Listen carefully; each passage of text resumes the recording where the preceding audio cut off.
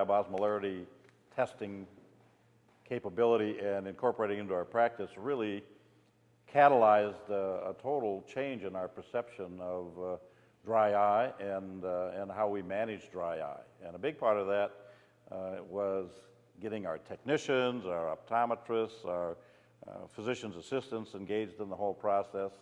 And we basically changed the whole way we manage dry eye, and the catalyst was the Tearlab device.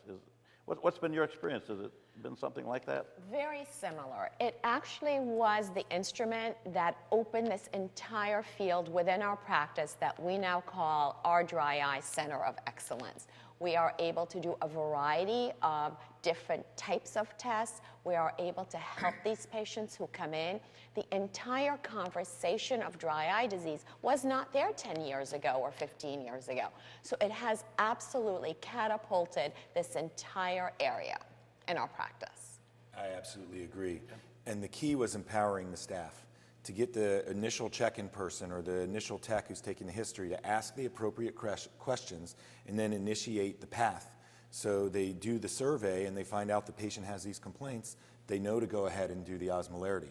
They may then funnel them down a path of other testing or other questions and such to figure out where we're going. Because the key is knowing what you're treating.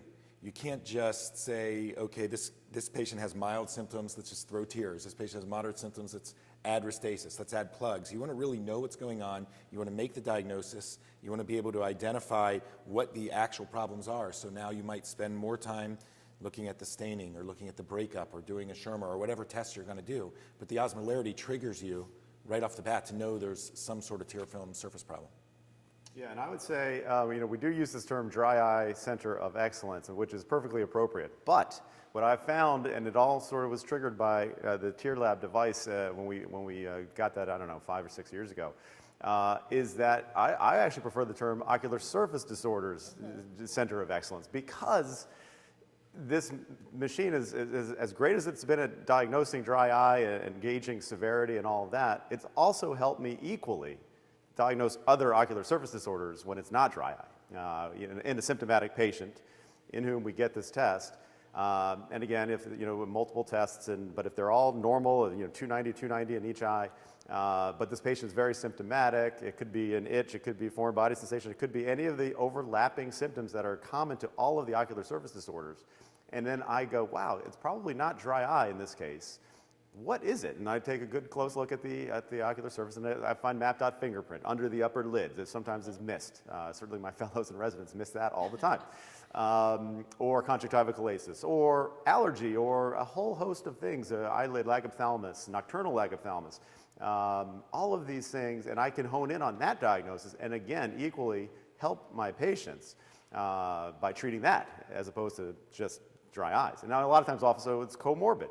So you have dry eye, but you also have these other things as well. And so I think that, but the Tearlab has sort of driven all of that, expanded ocular surface awareness, which I think is tremendous. Including patients who wear contact lenses, Yeah. actually. Oh, yeah. That's been a huge category. area in our practice, because so many patients would come to us complaining about the contact lenses were bothering them, and they wanted to change a brand or change the way they were wearing them. It actually was through Tearlab's tear osmolarity testing that we realized what the problem was, and then once we rehabilitated their surface, they were much more comfortable in their contact lenses. That's helped our optometrists tremendously.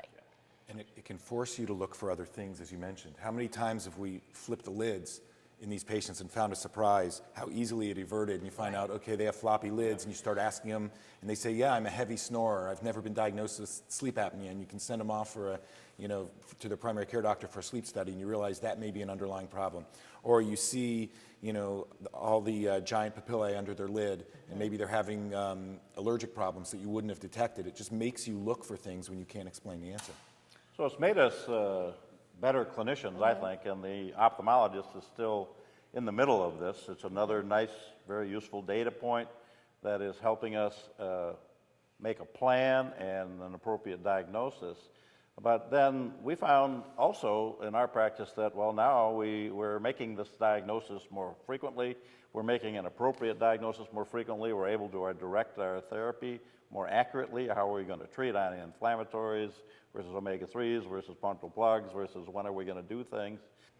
And if we have a cataract patient who has a dry eye and we make the diagnosis, I've always talked about we need to do an ocular surface preparation if it's meaningful, and then try to protect the surface during surgery. But another thing that a lot of us I think have neglected is that we fix the cataract, but they still have ocular surface disease, and they're going to have it for the rest of their lives. And I think it's important for the ophthalmologist either to assume the responsibility or delegate it to someone else to take care of that patient for the rest of their life and make sure they're on an appropriate therapeutic regimen.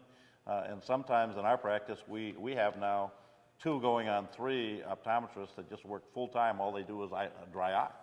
And so I can sometimes delegate that if I don't want to do it myself, or make sure that a referring doctor tunes in and takes care of them long-term. So has that been something that you pay a little more attention to now to make sure those patients just, you know, you've now tuned in, you've made the diagnosis, you've gotten a better outcome in your cataract surgery, but we need to make sure we don't forget this is a lifelong disease, and they need to be treated long-term, and that they know it, and that we make sure it happens. I mean, how do you manage that?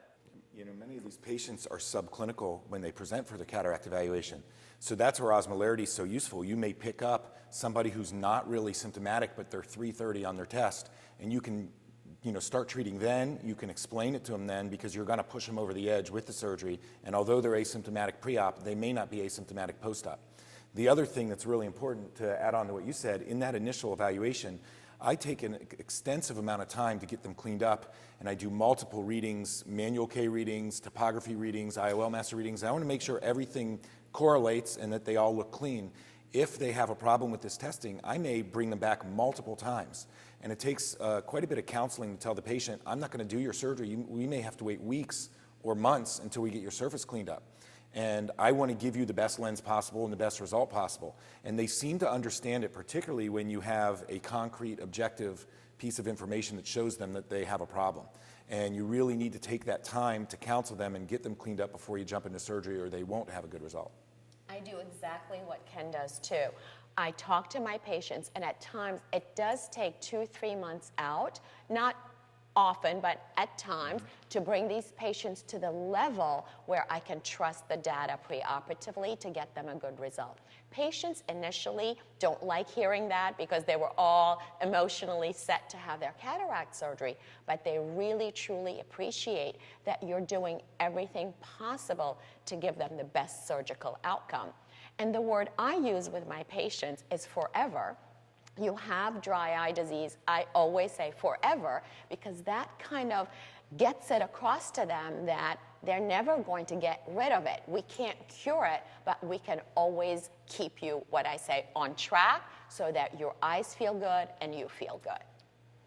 So now we have that patient with chronic dry eye in our practice, and just like the glaucoma patient, let's say we've got them on a regimen where they're reasonably well managed, and we're going to see them every 6 months. You know, that would be typical for me. Everything's going okay, and they're on an artificial tear and an omega-3, and maybe doing a little lid hygiene.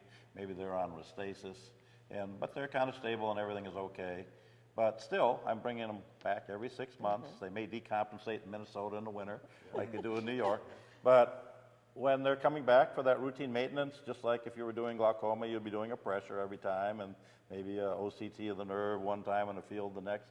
Do you get a cure from osmolarity every time? I mean, is it helpful? Yeah, I wouldn't say every time, but yes, if the patient says, I feel 100% better, I'm not using, or I'm maybe Restasis twice a day, or an artificial tear just once a week or something like that, and I have no symptoms, then my technicians would probably actually not get the tear osmolarity at that point, thinking that they're stabilized. But if there's any change at all from the previous visit, certainly any worsening symptom, or I'm using artificial tears more often, I think that's an important metric in addition to osmolarity and others, how many times you're using artificial tears, then yes, and more often than not, we get the osmolarity on each visit, and I think it's a great way of measuring efficacy of our treatments. That's why seeing these patients at regular intervals, like you mentioned, Dick, 6 months or so, is very important because, as we discussed, it's a chronic disease. And when patients feel good, what do? They stop using their medications because they say, my eye feels great. I don't need to use X, Y, and Z. So coming to us and we as clinicians reinforcing the importance of them staying on therapy, otherwise they're going to regress back to square one, is really important. I'm more like the two of you in that I want that number every time I see them. So for me, I just can't imagine, you know, and we still have our skeptical colleagues, but I just can't imagine, you know, practicing, and I agree with your idea of ocular surface disease without this test. I mean, I wouldn't want to do this any more than I would want to go take care of my glaucoma patients without being able to measure their pressure. I mean, has it kind of become indispensable to you? Absolutely. And we use it all the time. It's an integral part of a patient workup, and we're delighted that we have these tools available to help our patients with their ocular surface disease. On those rare occasions early on when we first adopted it, where we would run out of cards on a given day, I felt like I was working one-handed without it. I'm so used to having that number that when it's missing, I really notice it. Unfortunately, we don't run out of cards anymore. Yeah, I mean, I would use the word devastated, quite frankly, and I'm not trying to be dramatic here. It's actually legitimate. If that machine was taken out of my office, because I mean, dry eye is probably by far the number one thing that I see, or your patients with these ocular surface issues. And, you know, it's such a necessity for me at this point that I would feel very much lost and hurt if I didn't have that machine. So what are your residents and fellows doing if you talk to some of them when they join a group that doesn't have it? Are they they push for messianic on it? Are they? Yes, absolutely. And there's really no good reason to not have. I mean, it's so useful clinically. Well, I find that to be very valuable discussion. As always, I learn a lot when I get to sit down with my experienced colleagues, and I really enjoyed the discussion, and I hope that you did as well.